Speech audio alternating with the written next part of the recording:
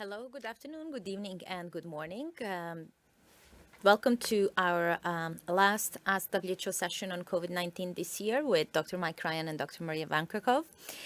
We will be sharing updates on the pandemic, where are we and what may be next steps to end this global emergency in the next year, sooner rather than later. Sooner rather than later, hopefully. We can see it's end of the year. My brain is tired.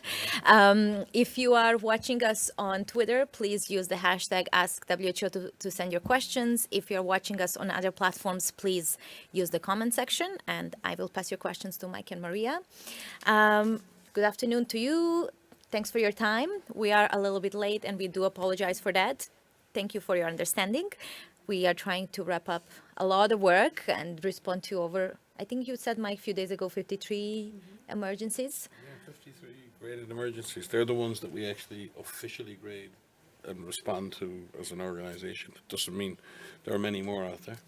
Plus, I think this year we counted 200 plus outbreak responses just for WHO alone. Again, that's a small fraction of all the outbreaks that occur in the world, but yeah, I don't think we've ever seen such activity. And, COVID is one in those 53. So you get a sense of just how complex things are right now. Yeah. Unfortunately, I hope with the new year we'll have some new beginnings and more positive news and developments and manage to end some of those crises. Yeah. And I think the good news is that there is a growing sense of purpose and cooperation between agencies, between governments and society. I don't end the year without hope that we can't address that. I mean, the threats we face, they're complex, climate change, conflict, infectious diseases. So many things are really amplifying each other, and we're seeing huge effects of the convergence of all of these risks around the world. And that connectedness we have between each other is a huge risk because disease moves quickly between people.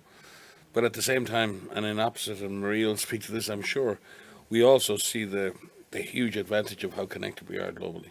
You do it here through the social media live.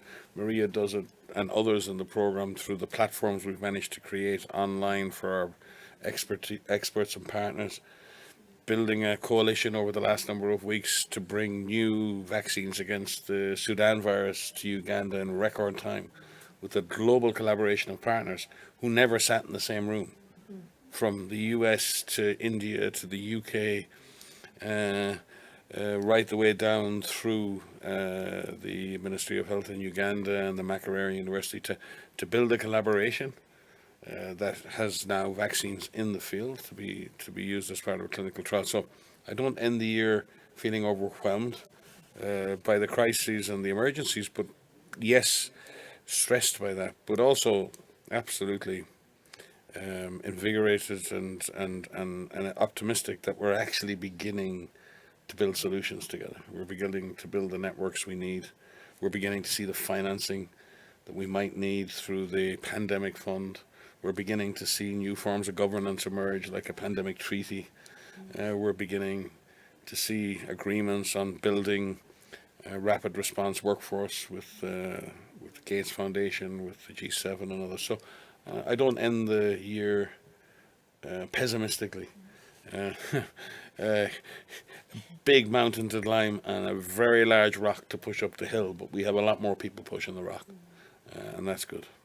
Thank you so much, Mike. And I think this is a great intro to this conversation today, where we hope to leave people with hope. Maria, maybe I'll pass to you to give us the latest epidemiological update, which I hope it's a bit more optimistic than it used to be throughout the year with COVID. Where are the current hotspots, and are we seeing the mortality rate decreasing? Thanks, Alex. So I am also optimistic. I think I'm exhausted, but optimistic and hopeful. So I think we could be maybe both, but we're in a much better position with COVID-19 than we've ever been in the past, because we have so many tools that can fight against it, and because countries and people have so much experience in dealing with COVID-19 going forward. I think it's how we maintain that stamina to deal with COVID in the context of all of these other emergencies that Mike has described, and in the context of the fatigue that we all feel.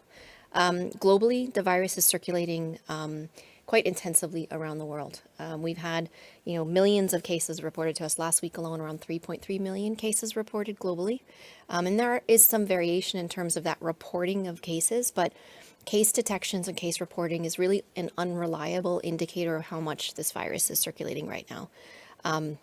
Lots of countries are using different types of surveillance to track activity, looking at hospital-based surveillance, looking at event-based surveillance, looking at sentinel surveillance around their countries, but also wastewater.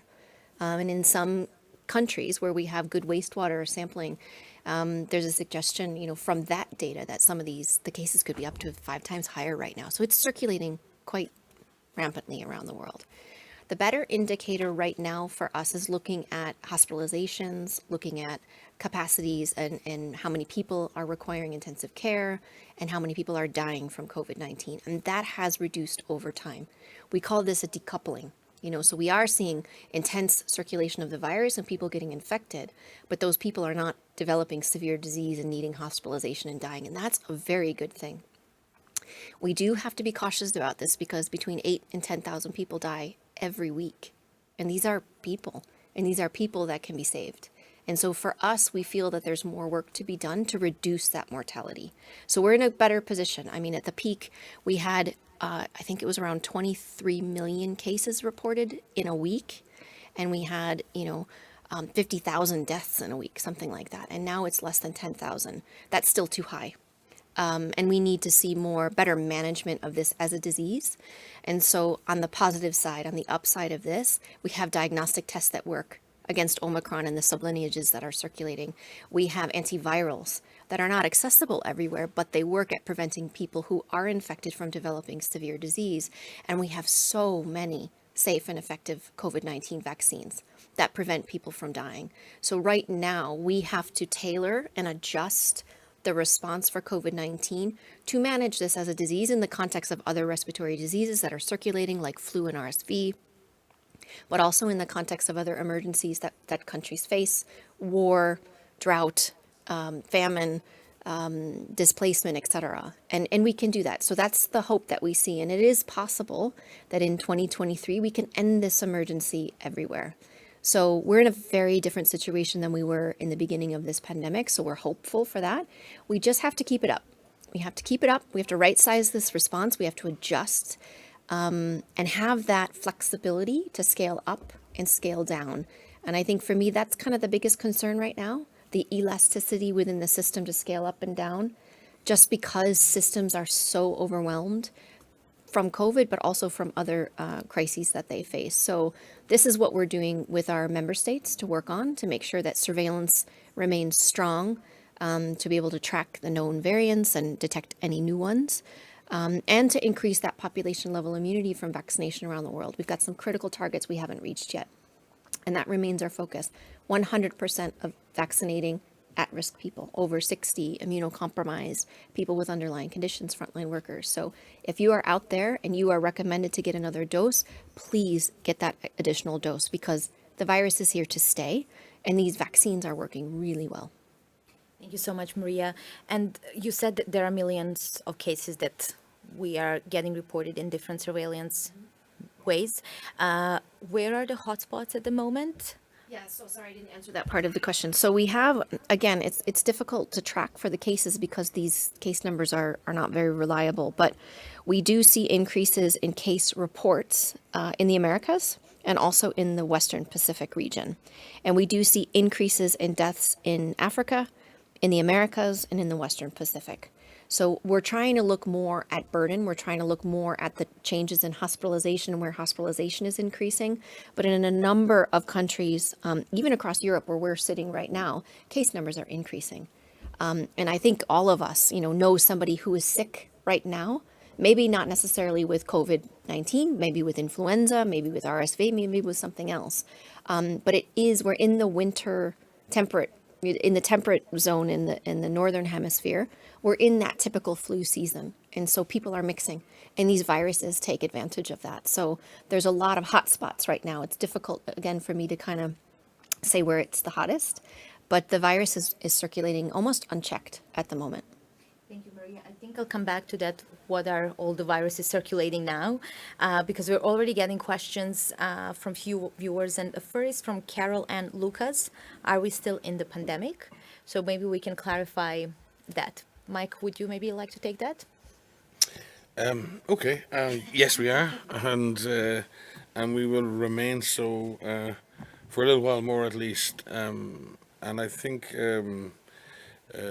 the emergency committee, the committee that advises the Director General on these matters, will meet early next year, and they will consider what the criteria will be for terminating the public health emergency. And they'll advise the DG then more formally then, and possibly later in the spring. I think from the perspective of as the way we look at this virus right now, the virus is still distributed globally. We still have a lot of evolutionary pressure in the virus, so we're seeing subvariants emerge, some from time to time quite worrying and have to be tracked very closely. So does the virus still present a danger? Yes. Have we really addressed all of the gaps in our defences against that virus in terms of vaccination? No, we haven't. Have our hospital systems fully recovered and clinical systems from the stress of the pandemic? No, they haven't. Have we fully integrated antivirals into our clinical care pathways? Absolutely not. So if you look at some of the fundamental issues around the virus, the pathogen itself, around our continued vulnerability to that virus, and in many cases around the world having situations where we don't have enough vaccine protection against the virus, and many of you read in the news the difficulties that China is facing at the moment. Much of that is down to population levels of protection against the virus. So, and this is not only the case in China. There are many other countries that have suboptimal vaccination levels in their population, especially in over 60s. So from that perspective, in any given country, a situation of emergency may not exist. But when you look at the global picture, a public health emergency is still unfolding. Will the virus disappear? No. The virus will be with us forever. The history of these viruses, and if we look at influenza activity, by the way, is high, and maybe we'll speak about that later. But the most common virus that causes influenza now is H1N1, which is the same virus that caused the pandemic 10 years ago. The rhythm of pandemics is the pandemic virus causes a major pandemic. It settles into a more endemic or seasonal form of, it joins a group of viruses causing seasonal influenza, and then eventually it's replaced by the next pandemic strain when the next pandemic happens. I suspect this SARS-CoV-2 will continue to do that. It will continue to evolve. We'll have to remain vigilant for a very long time. I think essentially forever. We'll have to take this virus seriously, and I think we're going to, I suppose, be able to say the virus won't disappear. But have we learned to cope with the virus? Are we living with the virus? And I don't mean living with the virus, living with an affliction. Are we living with the virus in a positive way where the virus is doing minimal damage to our people, to our health, to our social and economic systems? And I don't think we can say that yet either. So we're not out of the woods, but as Tedros says, we can see the edge of the woods, and I think that's maybe a good thing. There is hope, but we still have to remember that a significant proportion of the world's population does not have adequate protection from a full course of effective vaccine, and especially in booster doses in those who are more vulnerable, especially the older persons in our community.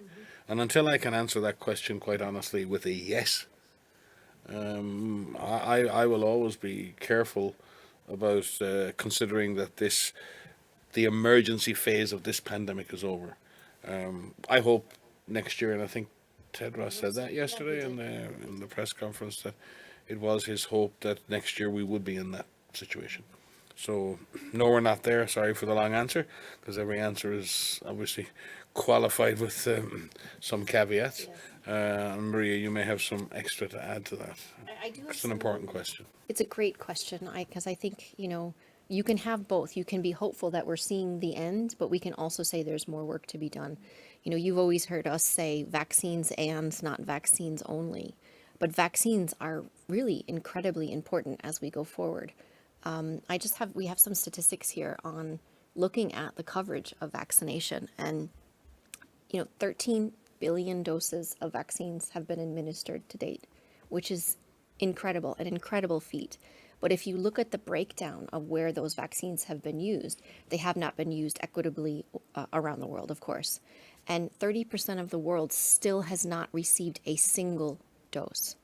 So the Director General and our partners, we have set a target of 70% in each population. But within that 70%, 100% of health workers, 100% of people over 60, people with underlying conditions. And we're not near that. So if we look at the proportion of over 60s around the world, 79% of people over 60 have received the primary series. I'm not even talking about the booster. But if you break that down by region, that's 60% in Africa. And it varies. And in low-income countries, 44% of over 60s have received the primary series. And at this point in time, 3 years in, starting our 4th year of the pandemic, we recommend boosters for people over 60, people in the highest risk category, people immunocompromised, people with underlying conditions. So there are some big gaps that we need to fill. If we look at health workers, it's similar. 83% of health workers around the world have received their primary series. Now that's a great number. That's not 100%. But if we break that down in low-income countries, that's 50% of health workers have received the primary series. So we're not reaching our targets. A lot of people keep asking us questions about how do we prepare for the next one? How do we get better at the next one? And we have to do that, but we have to deal with this pandemic now. Addressing inequity is not about only dealing with it for the next one. It's now, and we're not reaching those targets. So there's a lot of work that needs to be done in the vaccine space. The biggest message that we have right now for people who are out there and for governments is to find who you're missing in those high-risk groups, why you're missing them, engage with those communities, and make sure that people who are in vulnerable categories have received the full number of doses that are required for them where you are. And it's the same message to China as well. But everywhere, there are gaps in immunity. Other people say to us, well, Omicron circulated in the last year, and didn't everybody get infected? Now, population-level immunity from infection and or vaccination is certainly high, but this virus continues to circulate. And immunity, protection wanes over time. Protection from infection wanes relatively quickly.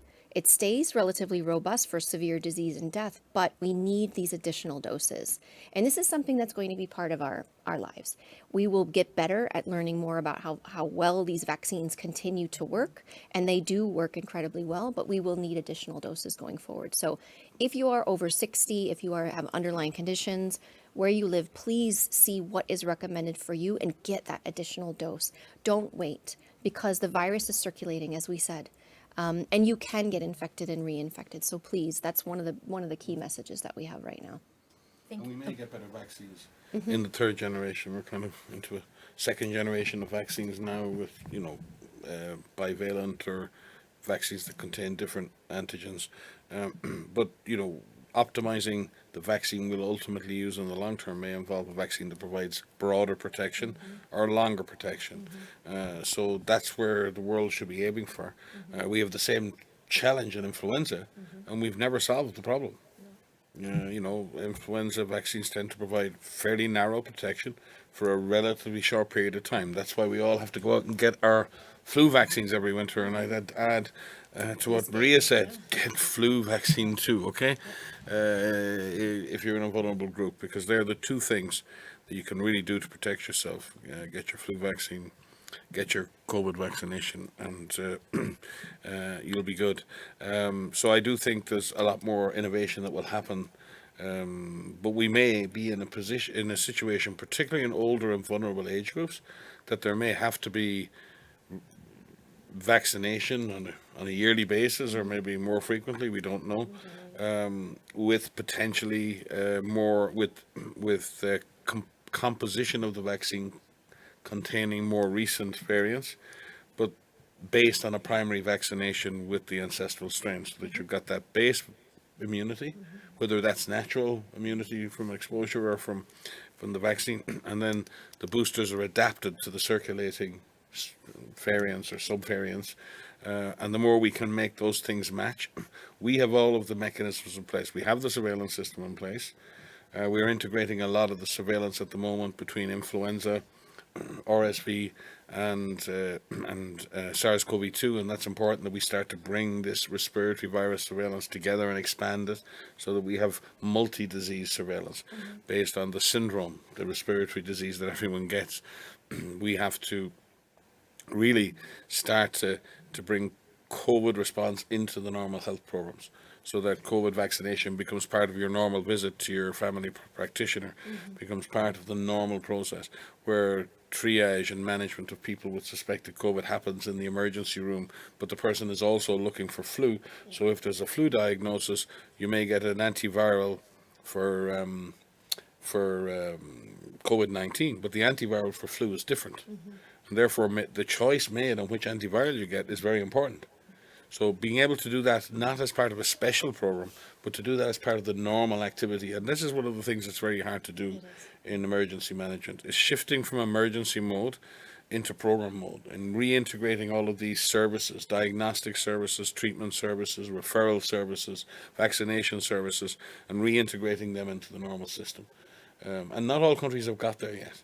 Countries have, in many ways, let their surveillance down or the vaccination down. They haven't necessarily replaced those emergency services with mainstream services.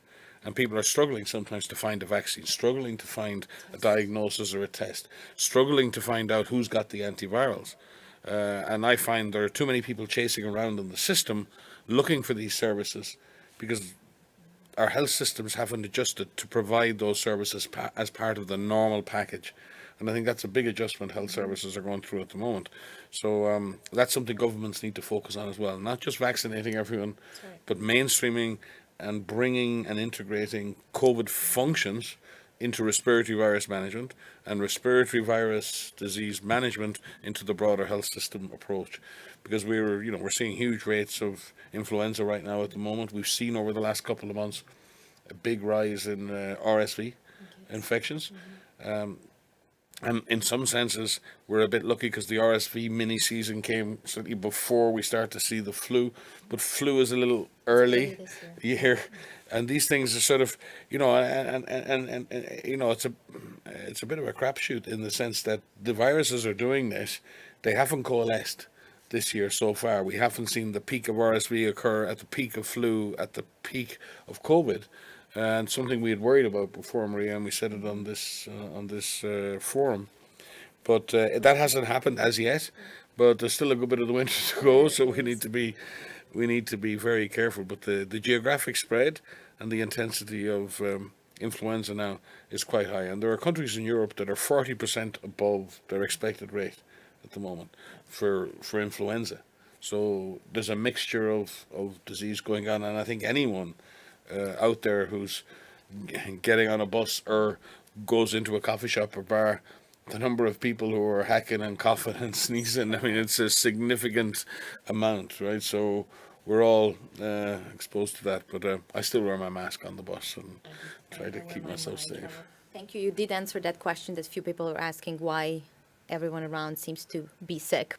I must tell you that we received quite a lot of follow-up questions, so we will need to maybe give shorter answers unless you want to stay and sleep here tonight, because No, thank you. I think there are quite a lot of interesting questions in this transition from global emergency, as Mike, you were now explaining some parts of going to the mainstream program. So a question is coming from Muhammad Subhan Nazar from Pakistan. After pandemic, what is the more and accurate tool for the assessment of COVID-19 patients, and what major problems face low and middle income countries? That's a good question, Mohammed. Thank you for that. I mean, I think trying to ensure that the countries have the ability to see a patient, and when that patient shows up, to have the right diagnostic test to get into what Mike was describing as that clinical care pathway to receive the appropriate care they need. to ensure that countries have access to the tools, to the therapeutics, to the antivirals that exist. We still have a massive issue with antivirals for COVID, in terms of access, affordability, and use. In some countries, it's like handing out candy, and in others, you can't get access to it. They don't exist. So we need to ensure that all countries, including low-income countries, have access to these life-saving tools like therapeutics, like antivirals. But we've spent a lot of time in the last few years looking at scaling up workforce and making sure that the workforce is strengthened.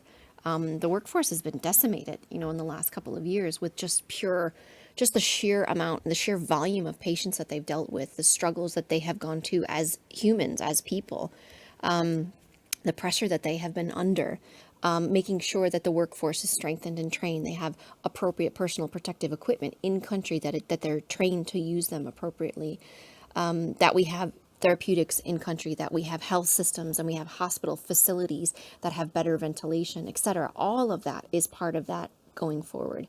And we need to do that in all countries. We need to ensure that infection prevention and control, that standard level of infection prevention and control is at a minimum, at a standard level, and that it's increased based on the risk, based on what is circulating there. So making sure that patients have that proper assessment. We're in a different stage now. In the beginning, we were reflecting in the early days of just trying to get any information we could out, accurate information about the virus, the disease that it causes. We're in a very different situation now in terms of experience and dealing with clinical care for patients and ensuring that clinical care goes from strength to strength. That is something that we're also committed to doing. Our living guidance on clinical management is in its 11th or 12th version of right now, and we'll have another one coming out in a few months. So it's making sure that healthcare professionals have the equipment that they need, whether that is knowledge, whether that's guidance, whether that is personal protective equipment, whether it's the medicines to actually treat their patients, whether it's the oxygen to be able to give to those patients. And we've spent a lot of time working on that to improve access to medical grade oxygen within countries and having patients ventilated, etc. So there's a lot here. I did an interview earlier today, and I think every question I answered was there's just a lot more to do. And I think we feel that, because we've started out really being able to manage this in a lot of countries, but we're just not doing this optimally yet. So that's what we're trying to aim for and utilize our services, utilize our people, utilize the capacities to the best of our ability. Thank you so much, Maria. There is also a question from Janet Kenny. How will you deal with long COVID? This is also an excellent question. I know Mike will want to come in on this too, but long COVID, post-COVID-19 condition is something that we're deeply concerned about. We are learning more and more about this, the long-term consequences of infection, from adults to children. We're working with clinicians around the world, looking at brain effects on the brain, on the lungs, on the heart, looking at the entire body system, and how patients are dealing with long COVID going forward. What is it? How can we describe it? How can it be recognized within healthcare systems so that patients can have care? And so we are trying to develop clinical guidelines. We have a case definition of this, and we're working to ensure that countries are recognizing this. This is real. We're working with medical professionals around the world to develop evidence-based guidance for clinical care in terms of the medium or longer term care. We don't know how long that care will be needed. We're working with patient groups to advocate for this, to make sure that there is attention to this. And we need to work more to get funding for studies, for research, to better understand this. That's something that we don't have enough of.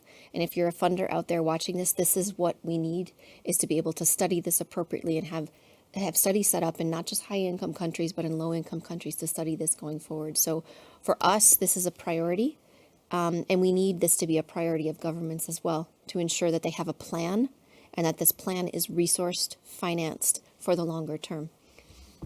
Thank you, Maria. Mike, would you like to add? No, I think that's what it says on the tin there. Thank you. Here's the next question from Abderrahim Hadhoudi. Please, what about the current wave of COVID-19? Is it dangerous or light? What disposition should be taken? Abdurrahim, thank you. I mean, I think I wouldn't certainly characterize it as a specific wave. I mean, we've had Omicron around now for a year or more. Mm-hmm. So what we're really seeing is the virus taking various passes, um, and some subvariants causing some unique issues in different places. But I think the virus is more responding to the opportunities we're providing to it by having under-vaccinated people, and particularly where we haven't vaccinated people for a long time. It's become less associated with the seasons we have, although we are seeing in the Northern Hemisphere as we move inside that the opportunity for disease spread has increased, and we're seeing that a bit like flu. But that's not necessarily been the case. The virus hasn't really settled into any particular seasonal pattern, except there is that winter pattern, at least, of increased transmission. So no, I don't find the current, if we call it inverted commas, wave to be particularly dangerous. This virus remains dangerous in situations where people are not protected. That's right. So the issue is this a dangerous virus? Yes. If you're not protected. Is and it's the same in everything we do in life, right? Is jumping out of a plane dangerous? Yes, it is. What if you're wearing a parachute? Well, that's okay, right?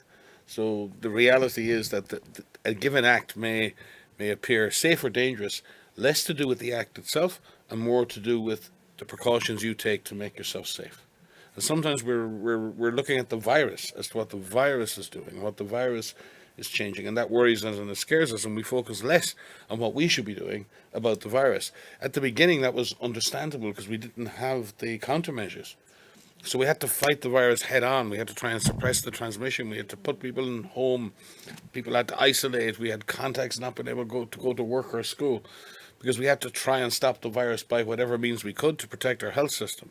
But as then we get tools, now actually we don't have to do all of that anymore. We don't have to take so much of that pain in our health and social and economic and educational systems because we now have these magnificent vaccines that they give us an escape hatch, you know. So I think the question in that sense is, what will their future be? What will their impact be? The impact of these waves of virus will almost be completely determined by the level of population protection gained through adequate vaccination with effective vaccines, I would say. There are other factors, but I'd say it's the single most important factor. If you're not vaccinated, get vaccinated. Thank you very much, Mike. Here's the next question. If it's not required to report or detect COVID, how is it getting better? Well, things can get better without detecting them or reporting them, right? The virus does what it does. Our systems only track where the virus goes. What's not good is that if we lose sight of the virus, then we don't know where we are. And the problem with that is that if we continue to have good surveillance systems in the north or in industrialized countries, and we fail to continue what we're doing in low-income countries or in countries that have only recently developed those capacities, then we risk having blind spots in the world. And that has two consequences. One, it means it delays the time in which we pick up a signal because it's going to take longer for the signal to be generated somewhere else. In other words, the virus will have to do a lot of damage and then it moves to another area and then you detect it. And I would say it's a bit like, at the moment, it's a little like if we live on a street and we all decide we're going to buy smoke detectors because we all want to protect our street from fire. At the moment, we've put all the smoke detectors in one or two houses at the end of the road, the big houses owned by the rich people. And we're not continuing. We've taken the smoke detectors we put into many countries, we're now taking out because we can't pay for them anymore. But we still think we're going to protect the whole road by actually having the smoke detectors, many detectors in just one or two houses. Now, I think anyone out there understands that the logic of that is nuts, right? What we need to do, and you don't need to be a rocket scientist to say, you know what, it'd be better to have smoke detector one, at least in each house. So if one house goes on fire, we all know it's on fire and we all go and help and we'll put the fire out and our street will remain safe. If anyone out there would like to argue the logic of putting 100 smoke detectors in one house and none in the other houses, then I'm very happy to have that conversation. But that's a little bit like what we're doing right now. And it makes no rational sense. And I think that's where sometimes I lose my mind thinking about some of the choices we make. And again, we always blame the virus, and we say the virus is this, and the virus evolves, and the virus is smart. The virus is not smart. The virus doesn't have a brain.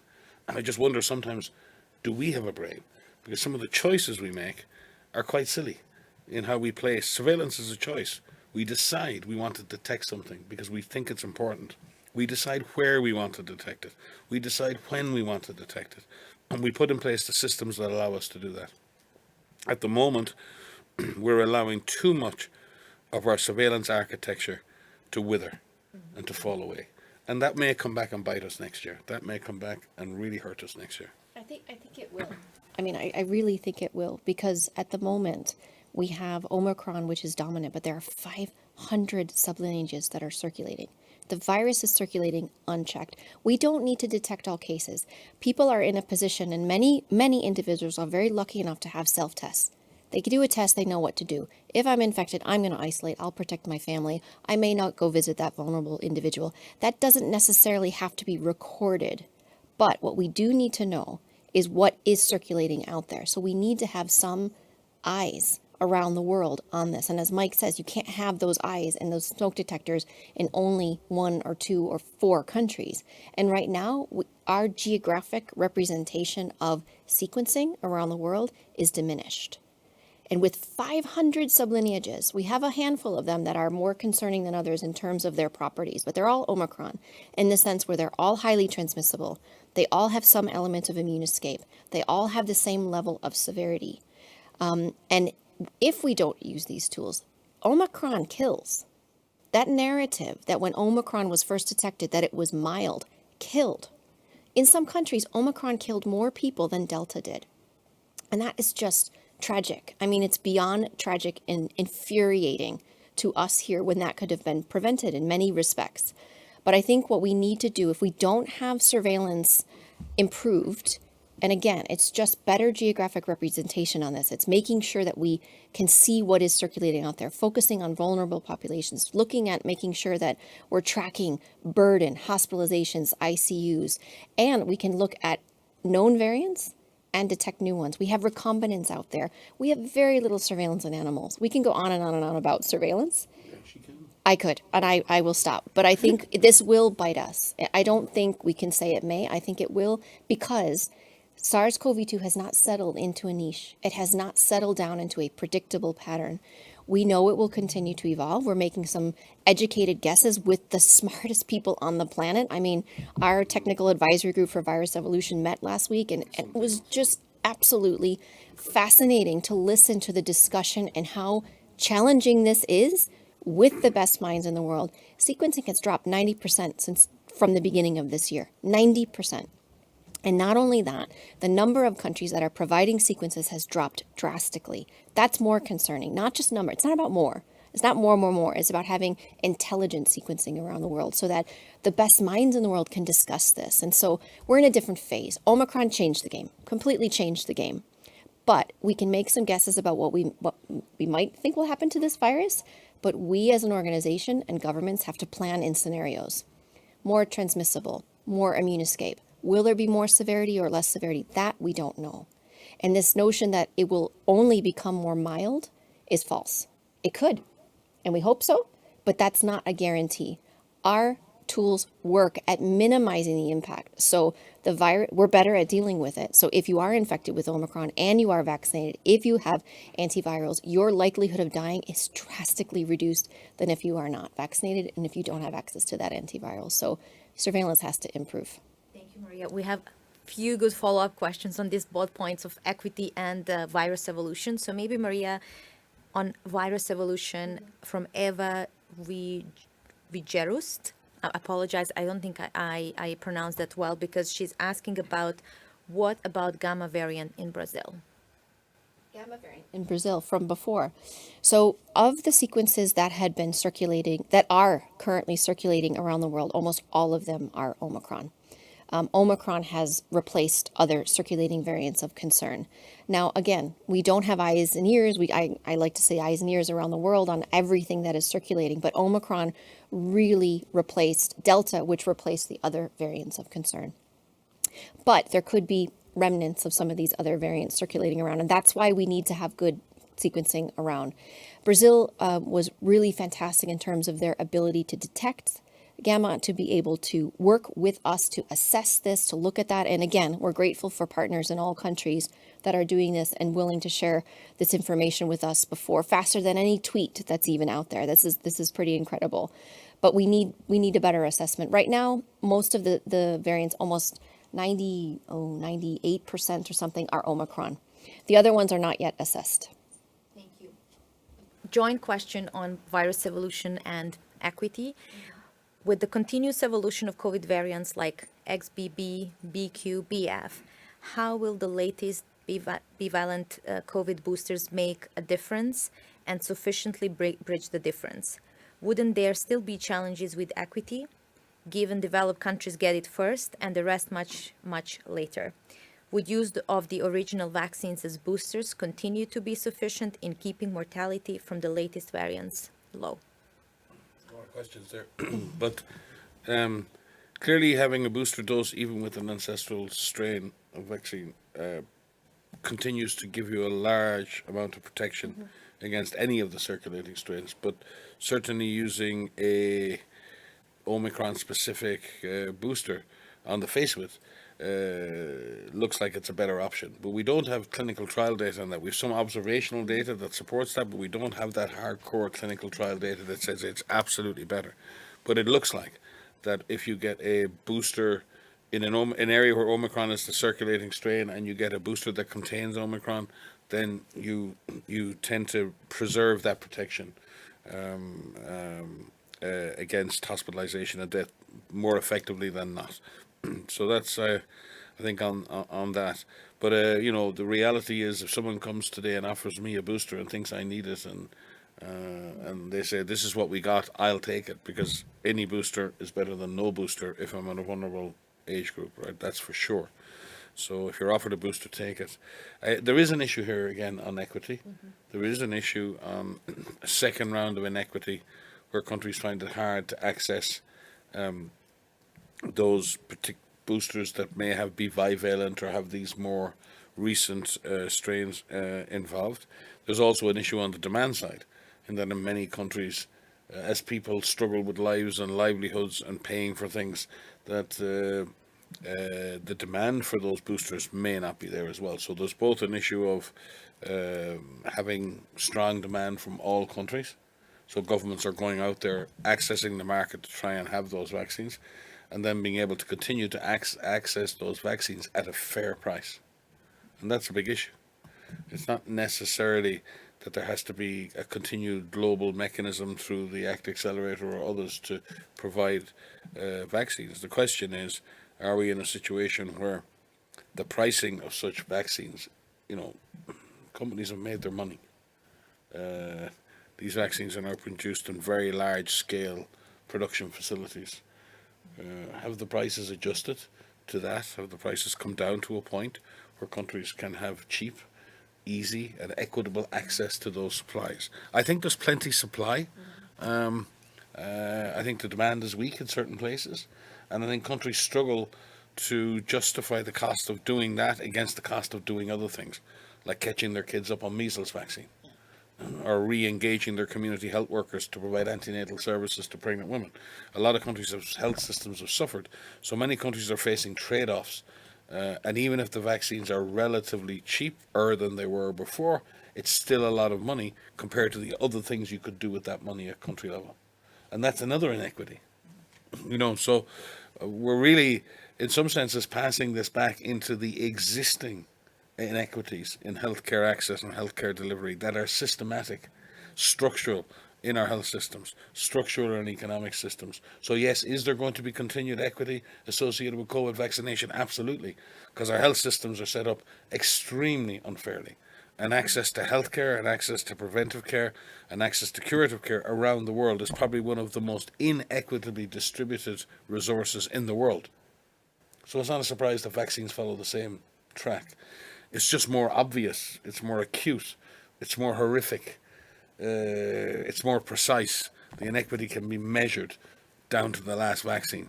But for many people on this planet, inequitable access to healthcare, especially for women, it's highly genderized in terms of people's access, is really bad. So I think we have more work to do.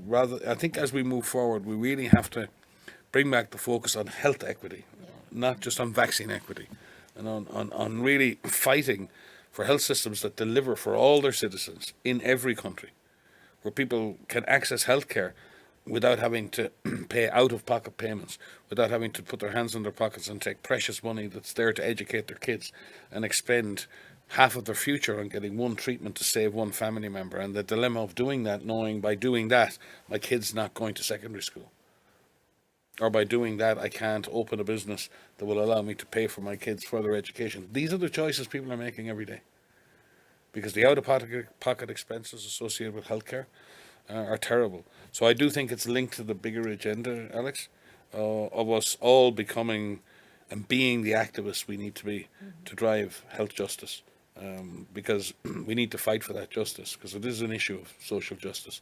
It is an issue of human rights. And until we get to a point where you can expect as a valuable human being, if your value as a human being is the same as another human being, people can say that to you. That's great. You're equal. We're all equal. We hear that all the time. We're all equal. Well, we're not. Because it would seem to me that if we were all equal, everyone would have access to the same services. We don't. So where's this equality?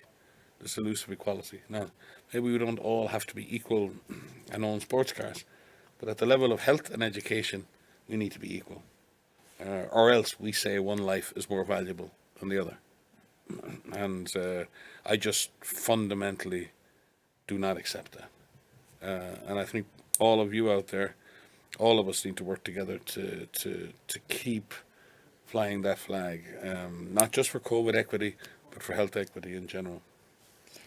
Thank you so much, Mike. I'm trying to find a question that is coming from, found it, Brian Mzoli Kamata from South Africa. Is there any way that non-profit organizations can get involved to help achieve some of your global strategies in fighting the disease? It's prompted me that this is the right time for this question, with this call to activism and to help us fight for health for all and health equity. There are. I mean, CSOs and non-governmental organizations are absolutely central to any of this. And when you look out at society over the last 3 years, who was out there feeding the people who couldn't get fed at home? Who was out there supporting the frontline workers? It was communities. You know, the state architecture was really struggling to cope. Who filled the gaps? Communities, civil society, NGOs, individuals getting together in their living rooms and deciding to do something. You know, people did things they never imagined they would do. They got involved in things they had no sense of, you know. I mean, some of the food stuff, it was just incredible. So I think it actually demonstrates just how human ingenuity, how community solidarity and resilience they're just untapped depths of talent and ability. Tedros said at the press conference yesterday, and I think it's a wonderful term when he said that talent is universal, but opportunity is not. And I think we need to tap into that spirit, the talent and the capacity and the incredible capacities within our communities to self-serve and to serve our own selves and to find solutions with government and not be the passive recipients of what governments or anyone else wants to dole out. So there's a huge thing there. We have even on the ACT Accelerator and the Access to COVID Tools initiative, the chair of that initiative and that meeting is about to start, and the person chairing that will be Yodi, a great friend of ours and a massive activist for civil society. So it's really interesting to have a true hero of civil action and civil society action really driving and leading and sometimes bashing global leaders into getting their act together. And I think we need to turn that around, where We in the multilateral system, in the international system, the governmental system, aren't so uncomfortable being in the presence of the people we actually serve, our communities, our society. And there isn't this false divide between our objectives and theirs. It sounds mad to even say it, doesn't it? It sounds crazy. But we need that, and we need civil society and NGOs and communities to hold us accountable for what we do and what we deliver and what we don't. And equally, we need to challenge society to speak respectfully, to engage respectfully, not to spread misinformation, to act based on the best principles of accepting and loving thy neighbour and not bringing prejudice into this whole process of disease control. So there's a challenge there. There's a challenge there to comply with and understand that when public health authorities are saying you need to stay home when you're sick, it's not because someone wants to lock you in your house, it's because we want to stop a disease spreading. So I do think there's a need for a new contract, a new level of trust, a new bargain between civil society and communities and the governments that are supposed to serve them and the institutions that are supposed to serve them, that we find a better way to work together and build more trust between us all, because I think there was a huge breakdown on that during, you know this, Alex, you could speak to it better than any of us, but I think there was a real cracking and fracturing of that trust architecture that we have, and I think it damaged the response. And in itself caused a lot of unnecessary suffering. So, yeah, we need to find better ways. Even now in WHO, and you know this again, we're looking for ways of better engaging civil society in our governing body process here at WHO, better engaging NGOs and civil society organizations in our consultations, in our expert groups, in our governing bodies meetings, in the World Health Assembly, right? It's mad to think that that wasn't really addressed before, but that's the reality. And Dr. Tedros deserves a lot of credit because he's driving that. I mean, really and truly, he's driving that.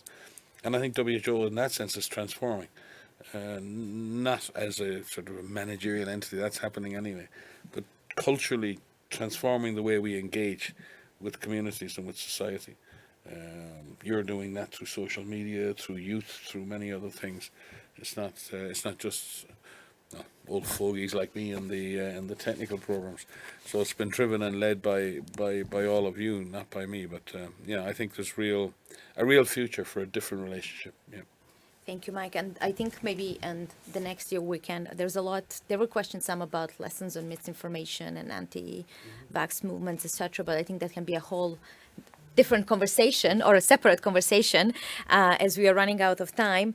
But I would like to thank all our viewers for really great questions. There is obviously still a lot of concern how we transition from global emergency to regular health programs. Are there enough resources for that?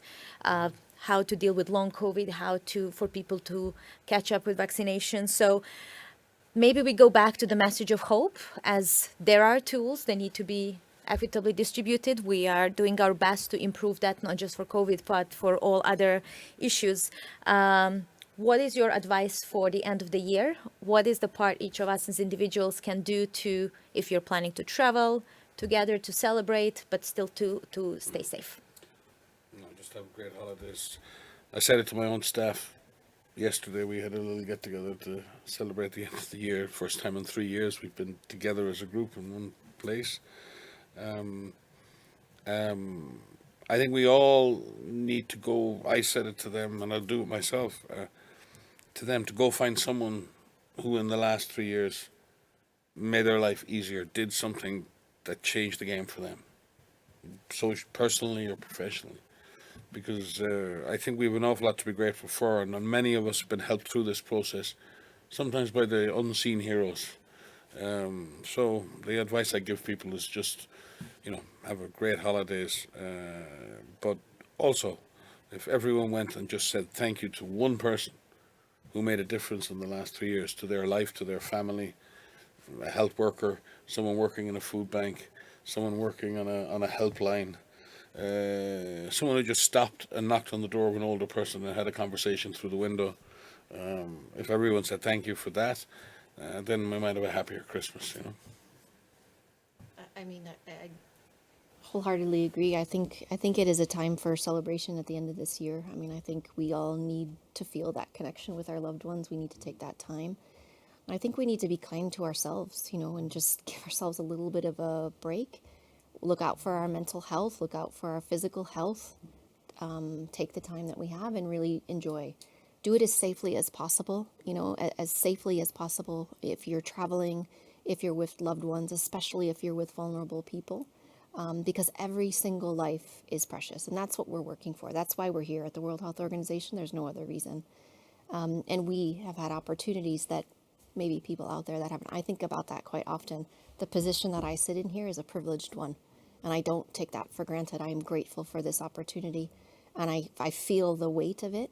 But I know that there are people out there so much smarter than me.